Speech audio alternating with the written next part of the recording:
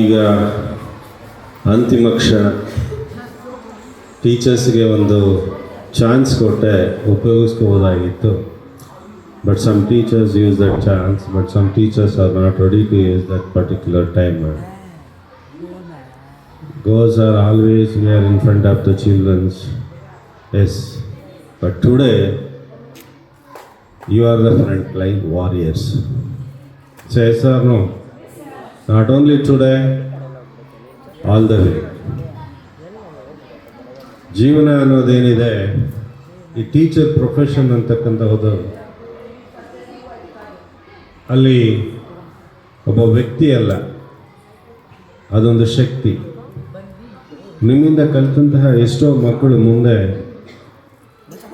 ನಿಮ್ಮನ್ನು ನೆನಪಿಸ್ಕೋತಾರೆ, ಗೌರವ ಕೊಡ್ತಾರೆ.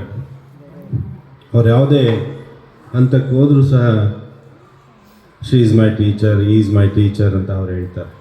You can't say is my student. So yes or no? So ಹಾಗಾಗಿ ಈ ಪ್ರೊಫೆಷನನ್ನು ನಾವು ರೆಸ್ಪೆಕ್ಟ್ ಮಾಡಬೇಕು. ಸೊಸೈಟಿಯಲ್ಲಿ ತುಂಬ ರೆಸ್ಪೆಕ್ಟ್ ಇರ್ತಕ್ಕಂತಹ ಜಾಬ್ ಯಾವುದು ಅಂದರೆ ಟೀಚರ್ ಪ್ರೊಫೆಷನ್. ನೀವು ಡಾಕ್ಟ್ರನ್ನ ಬೈತಾರೆ, ಅವ್ರು ಹೇಳ್ತಾರೆ ವೈದ್ಯೋ ನಾರಾಯಣ ಹರಿ ಅಂತ. But sometimes something happened in the hospital, definitely what they are going to do, you know, publics, they will go and fight. But with teachers ಜೊತೆಗೆ ಯಾರೂ ಜಗಳ ಆಡಲ್ಲ. ಏನಾದ್ರು ಹೇಳಿದರೆ ಓಕೆ ಸರ್ ಅಂತ. ಸೊ ಅಷ್ಟು ನೋಬಲ್ ಇರ್ತಕ್ಕಂತಹ ಒಂದು ಪ್ರೊಫೆಷನ್. ಇದನ್ನು ಉಳಿಸ್ಕೊಳ್ಳಿ, ಬೆಳೆಸಿ. ಈ ಸಂಸ್ಥೆಯಲ್ಲಿ ಕೆಲಸ ಮಾಡ್ತಾ ಇದ್ದೀವಿ. ಸಂಸ್ಥೆ ಅಭಿವೃದ್ಧಿ ಆಗಬೇಕು, ಮಕ್ಕಳ ಭವಿಷ್ಯ ಇರಬೇಕು, ಹಾಗೆ ನಮ್ಮ ಭವಿಷ್ಯನೂ ಅದರಲ್ಲಿ ಅಡಗಿರುತ್ತೆ. ನೀರ ಮೇಲಣೆ ಗುಳ್ಳೆ ನಿಜವಲ್ಲ ಹರಿಯೇ ಅಂತ ಹೇಳ್ತಾರೆ. Bubble on the water, I think you know that. ಹಾಗಾಗಿ ನಾವು ಹೇಗಿರಬೇಕು, ಯಾವ ಕ್ಷಣದಲ್ಲಿ ಯಾರಿಗೆ ಏನಾಗ್ತದೆ ಗೊತ್ತಿಲ್ಲ. We don't know what happen next minute. So ಇರೋವರೆಗೂ ನಾವು ಚೆನ್ನಾಗಿರಬೇಕು, ನಗುತ್ತಾ ಇರಬೇಕು.